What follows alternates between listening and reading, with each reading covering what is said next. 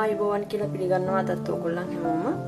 අද අපි හදමු පුංචි බබාලට සහ පවුල හැමෝටම ගැලපෙන විදිහට උදේට සුදුසු සෑන්ඩ්විච් එකක්. බබාලාගේ ලන්ච් බොක්ස් එකටත් ගෙනියන්න සුදුසු විදිහට අද අපි මේක ලෑස්ති කරගමු.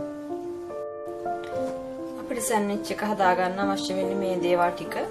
මෙතන තියෙනවා තඹපු අල, මෙතන තියෙනවා තඹපු කැරට්, චීස්, පොඩි ටුනා ටින් එකක් තියෙනවා. ඔයගොල්ලන්ට ටුනා ටින් එකක් නැත්නම් ගන්න පුළුවන් තඹපු බිත්තර එකක්. රසානුව ඔයගොල්ලන්ට ගම්මිරිස් තියෙනවා.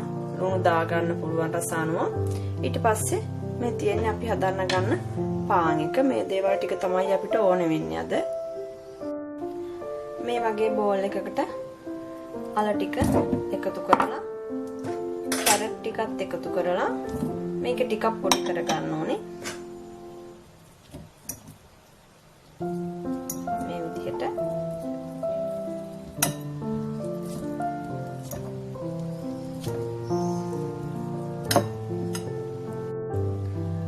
ඊට පස්සේ අපි මේකට එකතු කරනවා චීස් කෑලි දෙක, රසානුව, ගම්මිරිස්,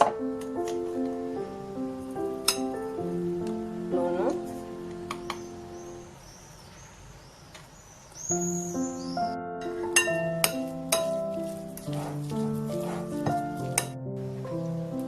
ඊට පස්සේ එකතු කරනවා අපේ ටුනා ටින් එක.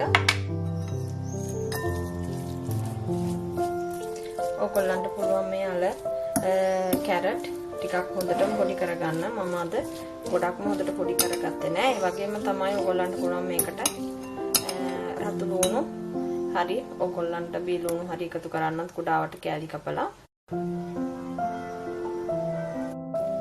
මේ විදිහට අපේ පාන් පෙති වලට මේකෙන් ටික ටික අපි හදාගත්ත මිශ්‍රණයන් තියන්න ඕනේ.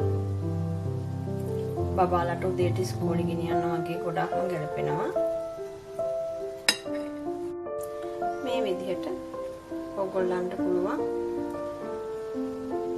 පාන් පෙත්ත අවශ්‍ය හැඩයට, ඒ කියන්නේ ඔයගොල්ලන්ට කැමති හැඩයකට කපා ගන්න.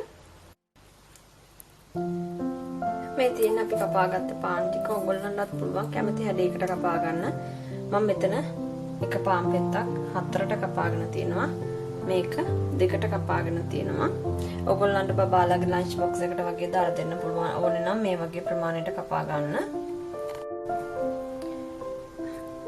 එහෙනම් ඔයගොල්ලන් දැක්කනේ අපි හරිම ලේසියෙන් උදේට පුංචි වෙලාවක් වෙන් කරලා බබාලාගේ ලන්ච් බොක්ස් එකට හදන්න පුළුවන් විදිහට සෑන්ඩ්විච් එකක් හැදුවා. මේකට ඔයගොල්ලන්ට පුළුවන් තම්බලා ගත්ත වෙනත් එළවලු වර්ගත් එකතු කරන්න. එහෙනම් ආයෙමත් දවසකට ඔයගොල්ලන්ට මේ වගේ පුංචි දෙයක් අරගෙන එන්න බලාපොරොත්තු වෙන. අදට අපි ගිහින් එන්න. සුබ දවසක් කියලා ප්‍රාර්ථනා කරනවා ඔයගොල්ලන් හැමෝටම.